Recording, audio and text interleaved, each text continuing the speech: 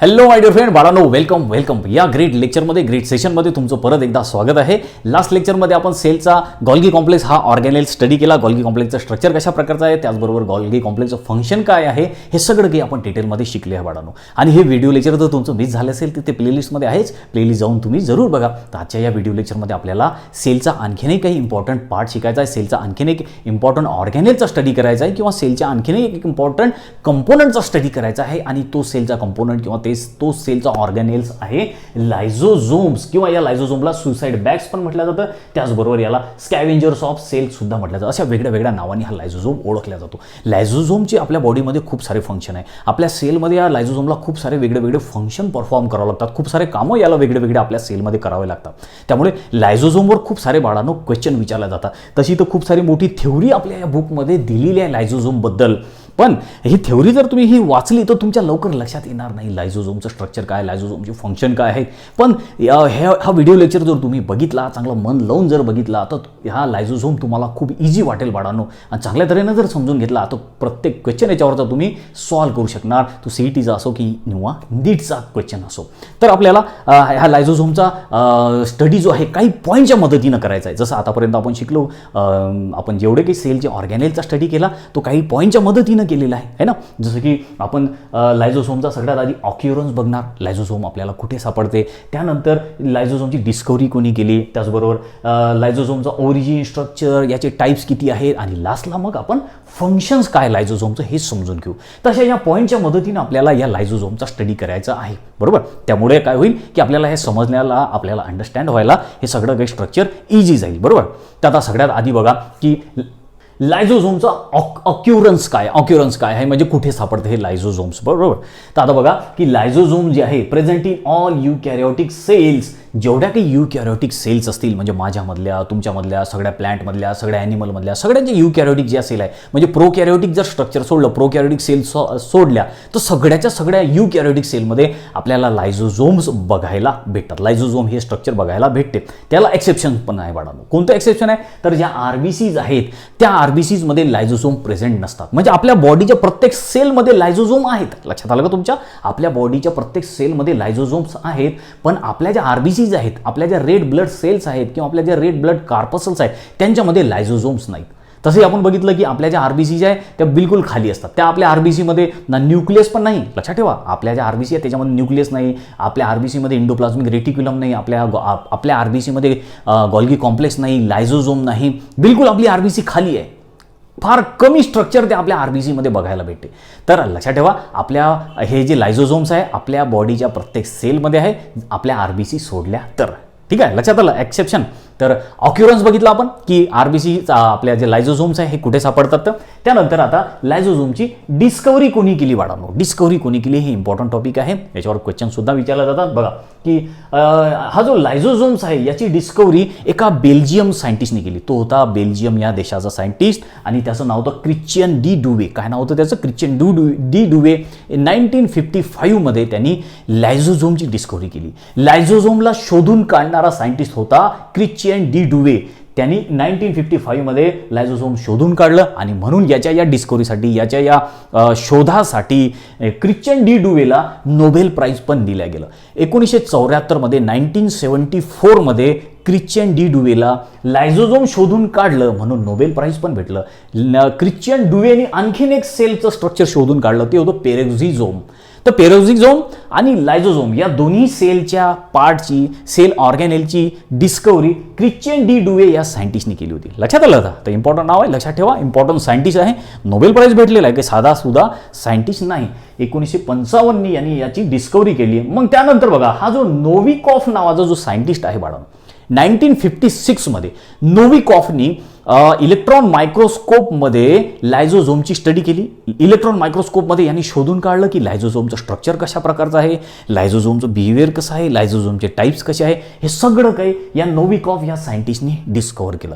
आणि लायझोझोम हे नाव देणारा सुद्धा नोविकॉफच आहे, हे सुद्धा लक्षात ठेवा. नोविकॉफनीच लायझोझोम हे नाव ठेवलं. तर आता बघा की हे लायझोझोम हे जे नाव आहे, हा वर्ड एक ग्रीक वर्ड आहे. हा कसा फॉर्म झालेला आहे, लायझोझोम हा वर्ड कसा फॉर्म झालेला आहे, तर बघा हा वर्ड 2 वर्ड पासून फॉर्म झालेला आहे. एक आहे ज्यात लायझो आणि दुसरा आहे सोम्स. आता लायझो म्हणजे काय, लायझो म्हणजे डायजेस्ट करणे, इनगल्फ करणे, खाऊन टाकणे. आणि दुसरा आहे सोम्स म्हणजे सोमा, बॉडी. म्हणजे हे काय करतात, लायझोझोम म्हणजे असं स्ट्रक्चर आहे की ते कोणत्याही एका दुसऱ्या ऑर्गॅनेलला खाऊन टाकतात, गिळून टाकतात, मारून टाकतात.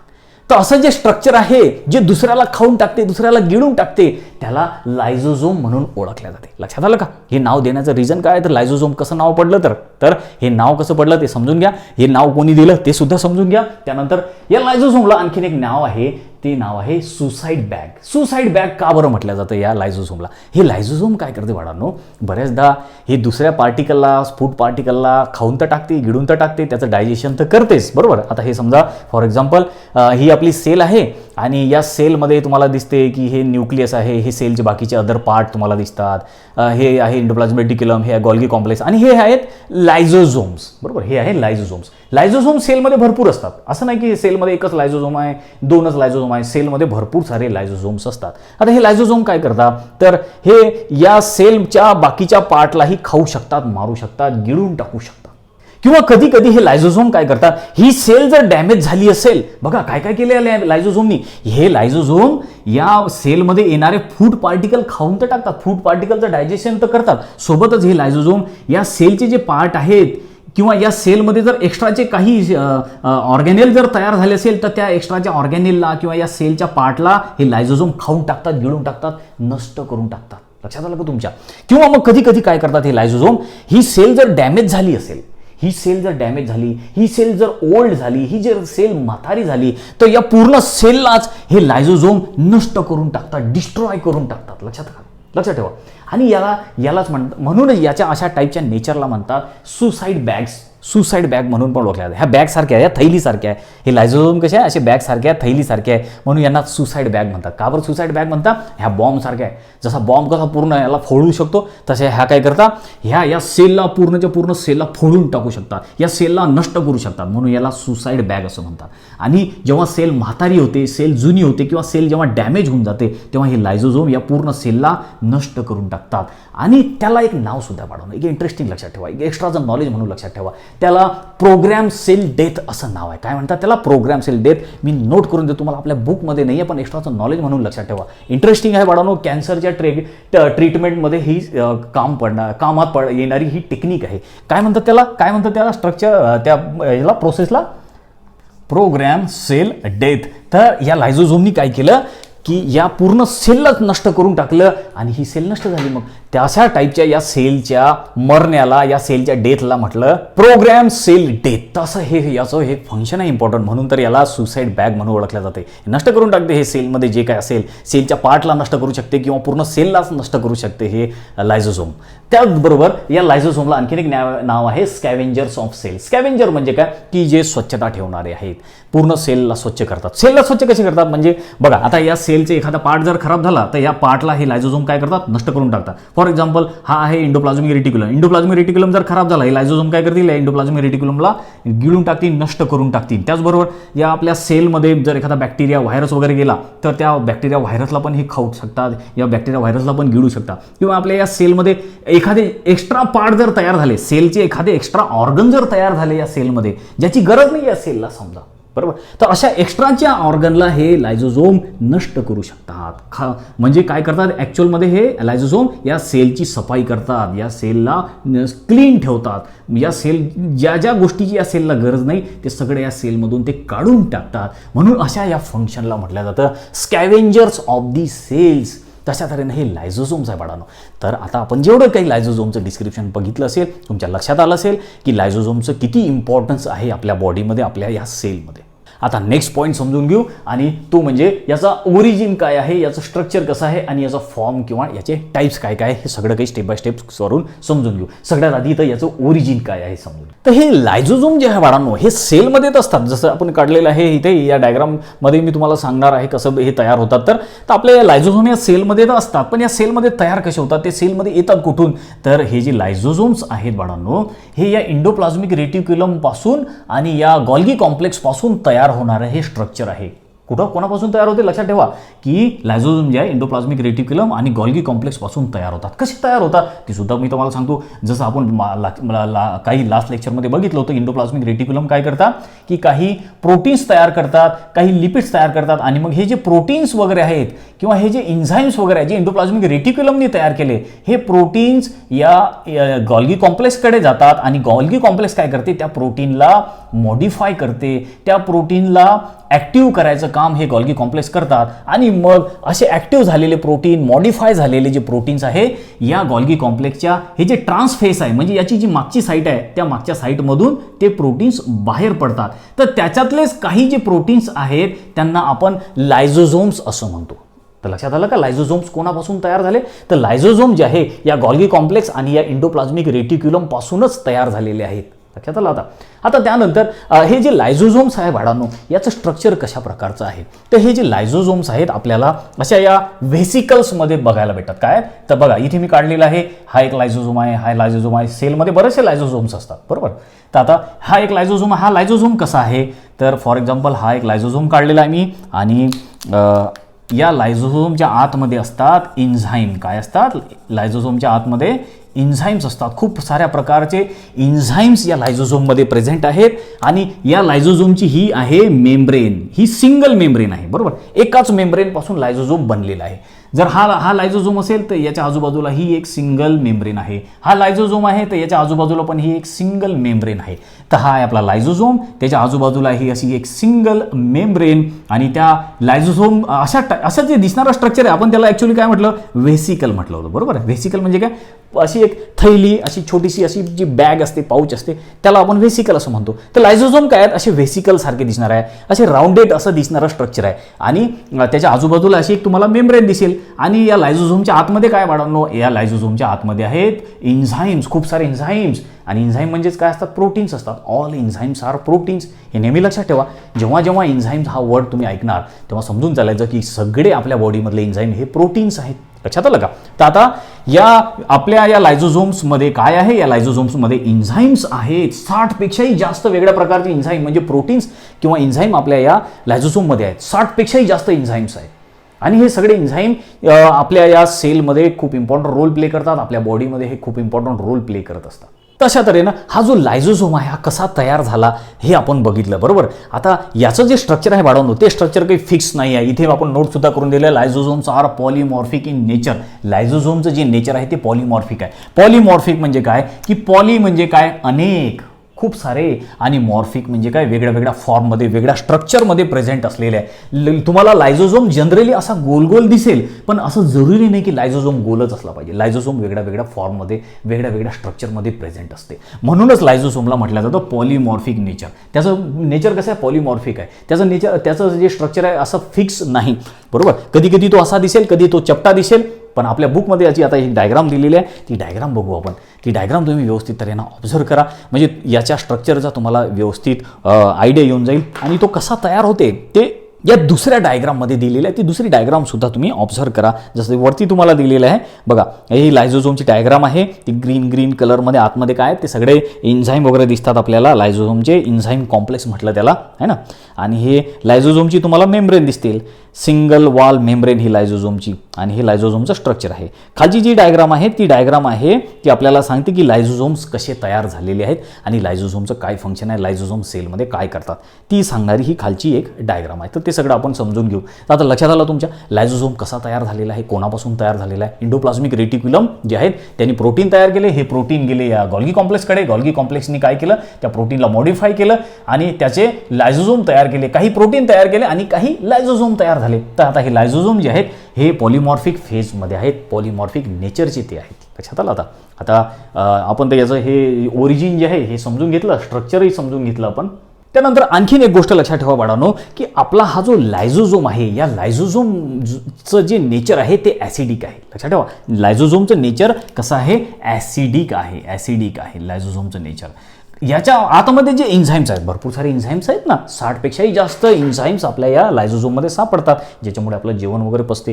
तर याच्या आतमध्ये, लायझोझोमच्या आतमध्ये जे एन्झाईम्स आहेत, त्या एन्झाईमच्या ॲक्टिव्हिटीसाठी त्या एन्झाईमने काम केलं पाहिजे, म्हणून पीएच याचं ॲसिडिक असते. ॲसिडिक पीएच जर नसलं तर हे एन्झाईम काम करणार नाहीत. या एन्झाईमच्या काम करायसाठीच या लायझोझोमचं पीएच जे आहे ते ॲसिडिक असते, लक्षात ठेवा. आणि आपली ही जी सेल आहे, या सेल किंवा आपल्या हा जो सायटोसोल आहे किंवा ज्याला आपण सायटोप्लाझ्म असं म्हणतो, याचं पीएच हे न्यूट्रल असते, जवळपास न्यूट्रल असते. हे सुद्धा इथं लक्षात ठेवा, मी तुम्हाला नोट करून देतो बाळांनो. बघा, हा याला आपण काय म्हटलं, सायटोसोल. सायटोसोल म्हणजे काय, की याच्या आतमध्ये जे फ्लुइड स्ट्रक्चर आहे सायटोप्लाझ्ममध्ये, त्याला आपण सायटोसोल असं म्हणतो. आणि या सायटोसोल किंवा सायटोप्लाझमचं जे पीएच आहे ते न्यूट्रल आहे. आपली सेल कशी आहे, ॲक्च्युअलमध्ये आपली सेल न्यूट्रल आहे. पण हा जो लायझोझोम आहे आपला, हा लायझोझोम हा ॲसिडिक नेचरचा आहे. का बरं ॲसिडिक नेचरचा आहे आपला लायझोझोम? लक्षात ठेवा, क्वेश्चन लक्षात ठेवा. आपला लायझोझोम हा ॲसिडिक नेचरचा यासाठी आहे की या लायझोझोममध्ये जे एन्झाईम्स आहेत, त्या एन्झाईमच्या ॲक्टिव्हिटीसाठी त्या एन्झाईमनी काम केलं पाहिजे, म्हणून या लायझोझोमचा पीएच हा ॲसिडिक असतो. लायझोझोम जर ॲसिडिक नसले तर ते एन्झाईम काम करणार नाही. तर हा एक पॉईंट इथे इम्पॉर्टंट लक्षात ठेवा. तर इथपर्यंत तर आपण या लायझोझोमबद्दल बरंच काही शिकलो, की लायझोझोमचा शेप वगैरे कसा आहे, त्याचा ओरिजिन काय, हे सुद्धा आपण समजलो. याच्याबद्दल आपल्याला माहिती झालेलं आहे, बरोबर. आता या लायझोझोमचे टाईप्स आपण बघू, या लायझोझोमचे फॉर्म्स आपण बघू, की लायझोझोम किती टाईप्स आहे. तर आपल्याला दिलेल्या आपल्या बुकमध्ये लायझोझोम जो आहे तो 3 टाईपचा लायझोझोम आपल्याला बघायला भेटते. 3 टाईपचे लायझोझोम्स कोणता आहे, एक म्हणजे आहे प्रायमरी लायझोझोम्स. आणि या प्रायमरी लायझोझोम्समध्ये जे एन्झाईम आहेत ते इनॅक्टिव्ह स्टेटमध्ये असतात, ठीक आहे. एक लक्षात ठेवा की किती फॉर्म आहेत या लायझोझोमचे, 3 फॉर्म आहेत. पहिला आहे प्रायमरी लायझोझोम्स, दुसरा फॉर्म आहे याचा किंवा दुसरा टाईप आहे याचा सेकंडरी लायझोझोम्स, किंवा याला हायब्रिड लायझोझोम्स असं सुद्धा म्हटलं जातं. प्रायमरी लायझोझोम, सेकंडरी लायझोम, आणि थर्ड आहे रेसिड्युअल बॉडी किंवा याला टर्सरी लायझोझोम्स असं सुद्धा म्हटलं जातं. तर अशा तऱ्हेनं या लायझोझोमचे 3 टाईप आहेत, 3 फॉर्म्स आहेत, प्रायमरी, सेकंडरी, टर्शियरी. तर आता या 1 बाय 1 करून आपण हे सगळे फॉर्म जे आहेत ते समजून घेऊ. प्रायमरी लायझोझोम कशाला म्हणायचे, ते कुठे असतात, सेकंडरी लायझोझोम कुठे आहे, त्याला सेकंडरी लायझोझोम कोणाला म्हणायचं, टर्शियरी लायझोझोम कुठे असतात, ते कसे फॉर्म होतात, टर्शियरी लायझोझोम्स कोणाला म्हणायचं, किंवा रेसिड्युअल बॉडी कशाला म्हणायचं, हे सगळं काही आपण स्टेप बाय स्टेप समजून घेऊ बाळांनो, ठीक आहे. तर इथे मी हे जे थोडंसं काढलेलं आहे हे एकदा पुसून टाकतो.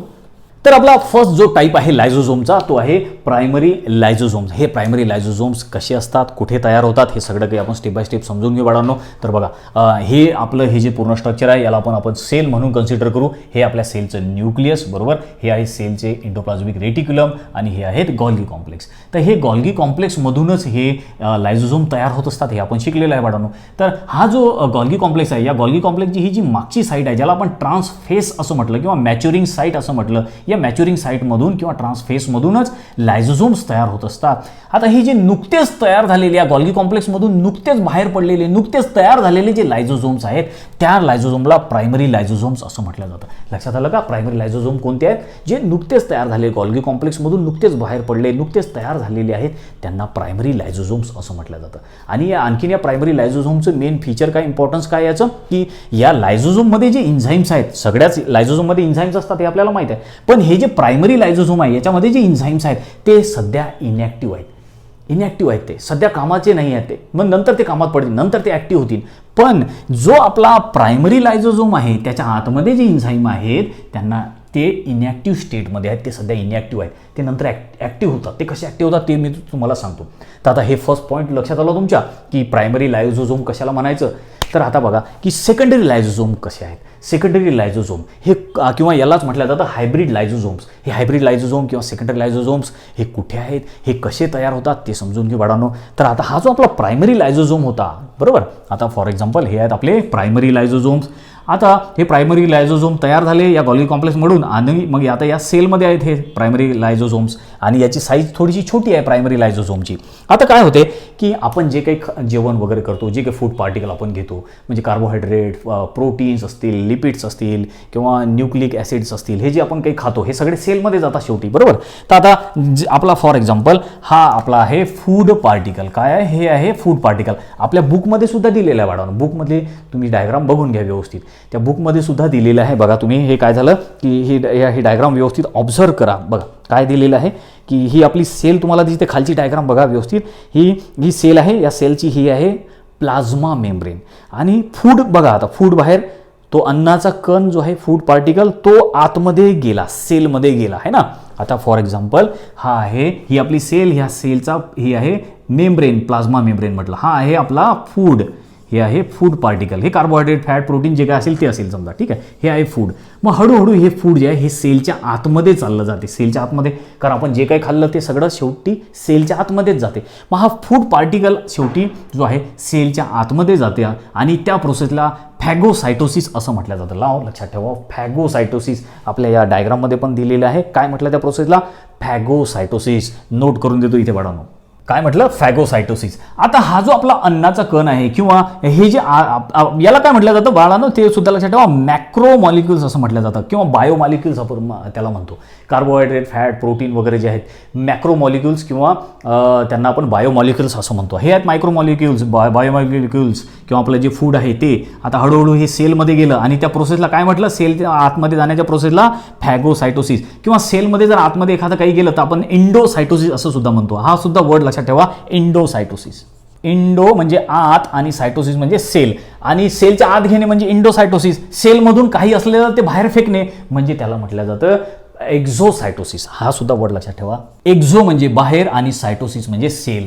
सेलच्या काहीतरी आतमध्ये नेणे म्हणजे इंडोसायटोसिस आणि सेलमधून काही बाहेर फेकणे म्हणजे एक्झोसायटोसिस. तर ह्या सुद्धा टर्म काही लक्षात ठेवा. तर आता काय झालं बाळांनो की हा जो मॅक्रो मॉलिक्युल होता, हे जे बायो मॉलिक्युल होते, हे जे फूड होतं आपलं, हे सेलच्या आतमध्ये गेलं, त्या प्रोसेसला म्हटलं फॅगोसायटोसिस. फॅगोसायटोसिस म्हणजे काय? फॅगो म्हणजे गिळून टाकणे, आतमध्ये इनगल्फ करणे. हा वर्ड कसा फॉर्म झालेला बघा. फॅगो म्हणजे इनगल्फ करणे, गिळून टाकणे. सायटोसिस म्हणजे सेल, सेलच्या आतमध्ये गिळून टाकणे. हा जो फूड पार्टिकल आहे, हा फूड पार्टिकल आपल्या सेलनी गिळून टाकला. आता हा फूड पार्टिकल आतमध्ये गेला, बरोबर. आणि हे जे आपले प्रायमरी लायझोझोम आहेत ना, प्रायमरी लायझोझोम, हे प्रायमरी लायझोझोम येऊन या फूड पार्टिकलला जुळून जातात. लक्षात आलं का? बघा हा आहे आपला फूड पार्टिकल आणि या फूड पार्टिकलला हे प्रायमरी लायझोझोम जे इथे तयार झाले होते, हे प्रायमरी लायझोझोम येऊन या फूड पार्टिकलला जुळून जातात, बरोबर. जुळले हे आणि असा एक मोठा मॉलिक्यूल तयार झाला. तर हे असं मोठं स्ट्रक्चर तयार झालं. तर अशा तऱ्हेनं हे जे आपले सेकंडरी लायझोझोम असतात हे थोडे साईजनी मोठे असतात, प्रायमरी लायझोझोम हे साईजनी छोटे असतात. तर अशा तऱ्हेनं जे स्ट्रक्चर तयार झालं त्या स्ट्रक्चरला म्हटलं जातं सेकंडरी लायझोझोम. काय म्हटलं जातं? सेकंडरी लायझोझोम. हे आहेत आपले सेकंडरी लायझोझोम. तर कशाला सेकंडरी लायझोझोम म्हटलं लक्षात आलं का तुमच्या? तर हे जे नुकतेच तयार झाले होते हे प्रायमरी लायझोझोम, हे प्रायमरी लायझोझोम या फूडला जॉईन झाले, फूड पार्टिकलला जॉईन झाले, एकत्र त्या फूड पार्टिकलला जाऊन चिपकले, त्याच्यापासून एक स्ट्रक्चर तयार झालं आणि त्या स्ट्रक्चरला काय म्हटलं? त्या स्ट्रक्चरला म्हटलं सेकंडरी लायझोझोम किंवा त्याला हायब्रिड लायझोझोम असं म्हटलं. हायब्रिड म्हणजे काय? दोन गोष्टी एकत्र येणे, हायब्रिड म्हटलं आपण त्याला. जसं इथे फूड पार्टिकल आणि लायझोझोम एकत्र आला, याचं हायब्रिड तयार झालं. तर अशा तऱ्हेनं हा आहे आपला काय? तर हा आहे सेकंडरी आपला लायझोझोम. तर अशा तऱ्हेने हा सेकंडरी लायझोझोम आहे. आता हा लायझोझोम याच्यामधलं जे एन्झाईम होते जे पहिले इनॅक्टिव्ह होते ते आता ऍक्टिव्ह होऊन जातात. जसे या फूड पार्टिकलच्या कॉन्टॅक्टमध्ये ते येतात ते आता ऍक्टिव्ह होऊन जातात. लक्षात ठेवा मी काय सांगितलं तुम्हाला, जे प्रायमरी लायझोझोम होता त्याच्यामधले एन्झाईम इनॅक्टिव्ह होते, आता हे इनॅक्टिव्ह एन्झाईम आता ऍक्टिव्ह झाले. ऍक्टिव्ह झाल्यामुळे काय झालं की हा जो या फूड, हे जे आपलं फूड होतं, या फूड आपल्याला डायजेस्ट व्हायला लागलं, पचायला लागलं. का बरं पचायला लागलं? कारण आपल्या या लायझोझोममध्ये काय आहेत? एन्झाईम्स. या एन्झाईममुळे हे फूड आपलं डायजेस्ट व्हायला लागते. असं करत करत मग हे आपलं पूर्ण फूड डायजेस्ट होऊन जाते आणि मग सगळ्यात शेवटी अनडायजेस्टेड फूड जे आहे, न पचलेलं, सगळं थोडी जेवण पचणार आहे, थोडंफार तर तसंच राहील ना. तर अशा तऱ्हेनं हे पूर्ण फूड आपल्याला पचायला लागते. मग थोडंफार जे राहिलेलं आहे, जे अनडायजेस्टेड फूड आहे ते या सेकंडरी आपल्या या लायझोझोममध्ये तसंच राहते आणि अशा लायझोझोमला म्हटलं जाते मग रेसिड्युअल बॉडी. काय म्हटलं जाते? रेसिड्युअल बॉडी किंवा टर्शरी लायझोझोम्स. तर अशा तऱ्हेनं तिसऱ्या टाईपचा लायझोझोम तयार होतो ज्याला रेसिड्युअल बॉडी असं म्हटलं जातं किंवा त्याला टर्शरी लायझोझोम्स असं म्हटलं जातं. लक्षात आलं का तुमच्या? प्रायमरी, सेकंडरी, टर्शरी लायझोझोम कशाला म्हटलं जातं? प्रायमरी लायझोझोम हा नुकताच तयार झालेला. सेकंडरी म्हणजे सेकंडरी लायझोझोम कोणता होता? हा प्रायमरी लायझोझोम या फूड पार्टिकलला येऊन जुळला, मग काय तयार झालं? सेकंडरी लायझोझोम तयार झाला आणि मग पूर्ण जेवण पचायला लागलं, आपलं पूर्ण फूड पचायला लागलं. थोडंफार राहिलेलं जे फूड होतं, अनडायजेस्ट जे फूड होतं, त्या अनडायजेस्टेड फूडला आपण काय म्हटलं? त्या पार्टिकलला काय म्हटलं आपण? सेकंडरी बॉडी, रेसिड्युअल बॉडी असं म्हटलं, किंवा टर्शरी लायझोझोम. तशा तऱ्हेनं हे जे लायझोझोम्स आहे, या लायझोझोमचे हे 3 टाईप्स आहेत. 3 प्रकारचे हे लायझोझोम्स आपल्या सेलमध्ये सापडत असतात. असा याचा रोल आहे, इम्पॉर्टंट लक्षात ठेवा. आता हे सगळं काही आपण याचं स्ट्रक्चर, ओरिजिन, टाईप्स, फॉर्म हे सगळे समजून घेतले अडांनो. आणि आता याचा लास्ट पॉईंट आहे तो म्हणजे फंक्शन काय काय आहेत आपले याचे. तर हे फंक्शनसुद्धा 1 बाय 1 करून आपण समजून घेऊ. इम्पॉर्टंट फंक्शन आहे, खूपदा विचारल्या जातात. तर फर्स्ट फंक्शन काय आहे तर ते समजून घेऊ. More than 60 type of enzymes are found in lysosomes. काय सांगितलं मी तुम्हाला? पहिले सांगितलं की लायझोझोममध्ये आपल्या एन्झाईम्स खूप एन्झाईम्स असतात.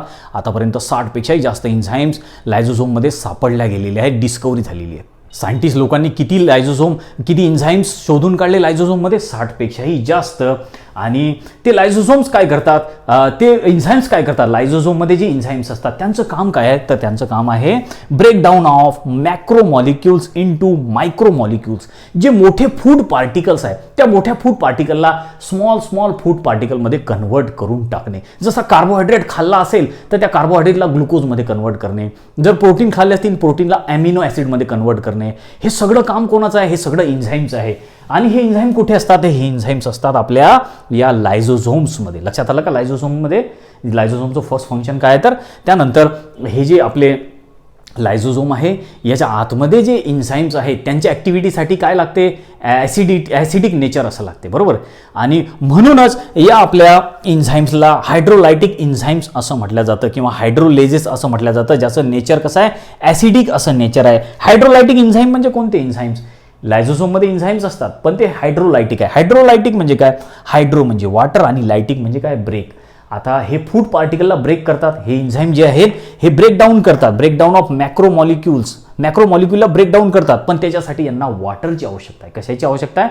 पाण्याची किंवा वॉटरची आवश्यकता आहे. त्या पाण्याच्या किंवा वॉटरच्या मदतीनं हे या फूडला ब्रेक करतात. लक्षात ठेवा, आपण पण जे जेवण करतो ते जेवण कोणामुळे पचते? जेव्हा आपण पाणी पितो. पाणी पिल्यामुळे काय झालं की फूड पार्टिकल ब्रेक झाले. अशा तऱ्हेच्या एन्झाईमला हायड्रोलायटिक एन्झाईम्स असं म्हटलं जातं. हे एन्झाईम काय करतात? एन्झाईम हे फूड पार्टिकलला ब्रेक तर करतात, फूड पार्टिकलला तोडतात, त्या फूड पार्टिकलला सोपं तर करतात, पण कोणाच्या मदतीनं करतात? पाण्याच्या मदतीनं, वॉटरच्या मदतीनं करतात. म्हणून अशा एन्झाईमला काय म्हटलं जातं? हायड्रोलायटिक एन्झाईम्स, जे की आपल्या या लायझोझोम्समध्ये प्रेझेंट आहेत. समजलं काय आता?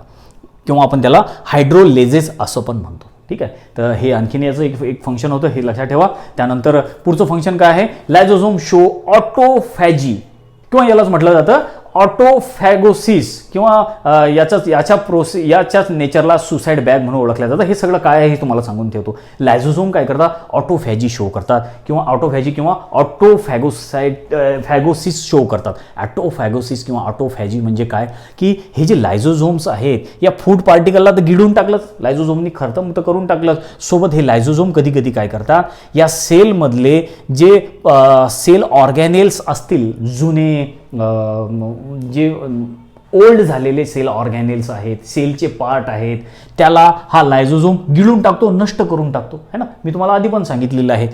तर अशा या लायझोझोमच्या नेचरला म्हटलं जातं ऑटोफॅजी. लक्षात ठेवा, ऑटो म्हणजे काय? ऑटो म्हणजे सेल्फ आणि फॅजी म्हणजे खाऊन टाकणे, गिळून टाकणे. तर हे लायझोझोम काय करतात? सेलमध्ये जे बाकीचे ऑर्गन्स आहेत त्यांना सुद्धा खाऊन टाकतात, त्यांना सुद्धा गिळून टाकतात. तर याच्या अशा नेचरला ऑटोफॅजी असं म्हटलं जातं. त्या फिनॉमिनाला काय नाव आहे? त्या प्रोसेसला काय म्हटलं जातं? त्याला ऑटोफॅजी असं म्हटलं जातं. आणि अशा तऱ्हेच्या या सेलच्या नेचरला, या लायझोझोमच्या नेचरला सुसाईड बॅग म्हणून पण आपण ओळखतो. कारण हे काय करतात? हे पूर्ण सेलला नष्ट करू शकतात. यांच्यामध्ये पूर्ण सेलला नष्ट करण्याची कॅपॅसिटी आहे, म्हणून त्यांना सुसाईड बॅग असं म्हणतात. हे मी तुम्हाला आधी पण सांगितलेलं आहे बाळांनो. ठीक आहे, तर त्यानंतर आता नेक्स्ट जो पॉईंट आहे, नेक्स्ट जे फंक्शन आहे इंट्रासेल्युलर डायजेशन. हे काय करतात? इंट्रासेल्युलर डायजेशन करतात. इंट्रा म्हणजे काय? आतमध्ये, सेलच्या आतमध्ये. लक्षात ठेवा, हा वर्ड पहा कसा फॉर्म झालेला. इंट्रा म्हणजे आतमध्ये आणि सेल्युलर म्हणजे सेलच्या आतमध्ये हे डायजेशन करतात. म्हणजे कसं की फॉर एक्झाम्पल हा जो फूड पार्टिकल आहे, आताच मी तुम्हाला सांगितलं, हा जो फूड पार्टिकल आहे हा हळूहळू या सेलमध्ये जातो. मग हे लायझोझोम काय करतात, या फूड पार्टिकलचं डायजेशन करतात. कारण या लायझोझोममध्ये काय एन्झाईम्स, हे एन्झाईम या फूड पार्टिकलमध्ये सोडतात आणि हा फूड जो आहे हा डायजेस्ट व्हायला लागतो. तर अशा तऱ्हेच्या डायजेशनला म्हटलं जातं इंट्रासेल्युलर डायजेशन. त्याचबरोबर हे लायझोझोम एक्स्ट्रा सेल्युलर डायजेशन पण शो करतात. एक्स्ट्रा सेल्युलर म्हणजे काय, एक्स्ट्रा म्हणजे बाहेर, एक्स्ट्रा म्हणजे शिल्लक नाही, एक्स्ट्रा म्हणजे बाहेर, सेलच्या बाहेर. सेल्युलर, सेल म्हणजे सेलच्या बाहेर. सेलच्या बाहेर सुद्धा हे डायजेशन करू शकतात. सेलच्या बाहेर कसे डायजेशन करतात हे, तर आपल्याला काही या बुकमध्ये आपल्या एक्झाम्पल दिलेलं आहे एक्स्ट्रा सेल्युलर डायजेशनचे. ते खूप कामाच्या वाढवणं होते, इम्पॉर्टंट आहे, ते लक्षात ठेवा. हे कधी कधी काय करतात, हे जे लायझोझोम्स आहेत आपले, हे लायझोझोम यांच्यामध्ये जे एन्झाईम्स आहे हे सेलच्या बाहेर सुद्धा पाठवतात. या लायझोझोममध्ये जे एन्झाईम्स आहे ते कधी कधी सेलच्या बाहेर पाठवतात आणि मग हे एन्झाईम सेलच्या बाहेर जाऊन डायजेशन करतात. म्हणून अशा टाईपच्या डायजेशनला एक्स्ट्रा सेल्युलर डायजेशन असं म्हणतात. या एक्स्ट्रा सेल्युलर डायजेशनचं एक्झाम्पल दिलेलं आहे, ते एक्झाम्पल लक्षात ठेवा. तर बघा की आपला जो ह्युमन स्पर्म आहे, ह्युमन जो स्पर्म आहे, इथे मी काढून देतो तुम्हाला, हा आहे आपला स्पर्म, ह्युमन स्पर्म. असा हा ह्युमन स्पर्म आहे आणि या ह्युमन स्पर्मवर एक असं कॅप सारखं, असं एक टोपी सारखं स्ट्रक्चर आहे. या आपल्या हा जो स्पर्म आहे या स्पर्मवर कॅप सारखं, टोपी सारखं स्ट्रक्चर आहे, ज्याला ॲक्रोसोम असं म्हणतात.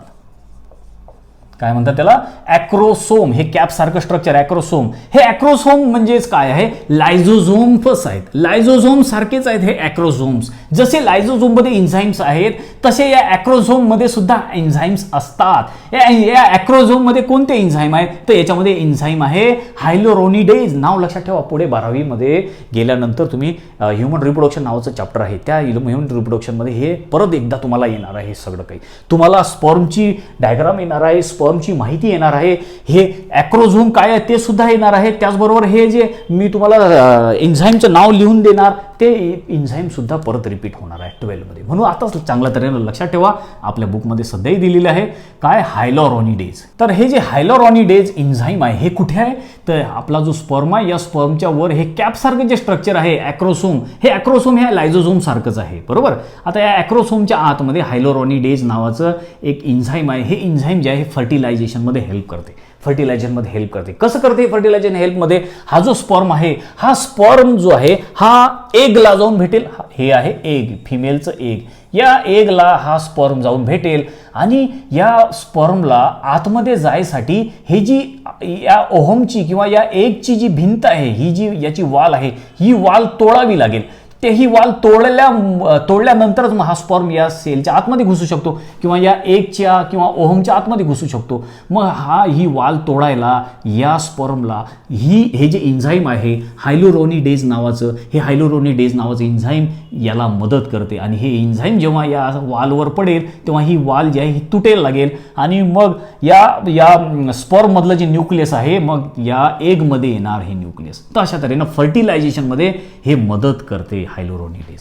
तसं याचं हे फंक्शन आहे. तर इथे जे आहे, इथे डायजेशन झालं, पण कसं डायजेशन होतं, सेलच्या बाहेर जाऊन डायजेशन झालं, म्हणजे एक्स्ट्रा सेल्युलर डायजेशन होतं. लक्षात आलं. तर हे एक्स्ट्रा सेल्युलर डायजेशन जे आहे हे कोणाचं फंक्शन आहे, हे आहे या लायझोझोमचं फंक्शन. हे इथे इम्पॉर्टंट गोष्ट लक्षात ठेवा बाळांनो. तर असं हे आपल्याला काही फंक्शन दिलेलं आहे. खूप इंटरेस्टिंग टॉपिक होता बाळांनो, खूपच इझी टॉपिक, इझी सुद्धा होता आणि फुल व्यवस्थित कॉन्सन्ट्रेशननं जर देऊन ऐकलं तर तुम्हाला चांगल्या तऱ्हेने समजेल पण, आणि कोणतंही याच्यावरचा क्वेश्चन तुम्ही सॉल्व्हसुद्धा करू शकणार. तर आता इथे आपला हा जो टॉपिक आहे हा आपण एंड करू आणि याच्यावरच्या जर तुम्हाला काही क्वेश्चन्स असतील, विचारायचे असतील, काही प्रॉब्लेम्स असतील तर मला तुम्ही कमेंट करून जरूर विचारा. आणि याच्यानंतर जे आहे नेक्स्ट लेक्चरमध्ये आपण व्हॅक्युओल नावाचा जो सेलचा पार्ट आहे तो स्टडी करू.